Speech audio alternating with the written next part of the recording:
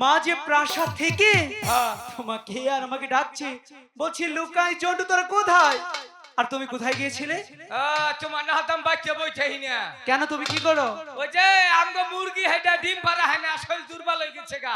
কালকে মুরগির স্যালাইন করছে তাও কাম হইলো না। আচ্ছা পরে মুরগির গুলো খাইয়ে দুইটা কুতন দিছি, এক খালি ডিম বেরিয়েছে হেন্না করে। চুপ! কুতন দিবে তুমি, ডিম পারবে মুরগি? আমার শক্তি মুক্তি মূল্যের হ্যাঁ চুপ! দাদা বলছি কি শোনো না, কি? ওই যে দেখো হ্যাঁ? মা ডাকতে ডাকতে রাগে লাল হয়ে সাপের মতো ফুসফুস করছে। বলছি কি দাদা, কি? আমার না বড্ড ভয় লাগছে, মা কেন ডাকছে তুমি একটু শুনে আসো না।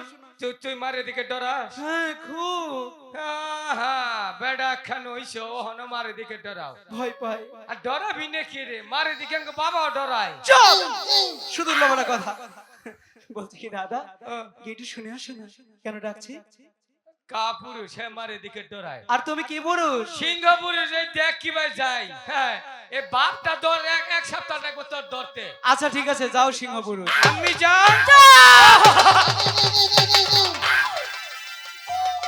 এই, দাদা দাদা, মাগো এই আমি মা নই, হ্যাঁ? আমি লুকাই। এই সিংহ পুরুষ, কি হলো? সিংহের মতো গিয়ে বানরের মতো এসে গাছে লাফ দিয়ে চড়ছো, এরকম ভাব নিয়েছো তাই না? ঠেলার সুটে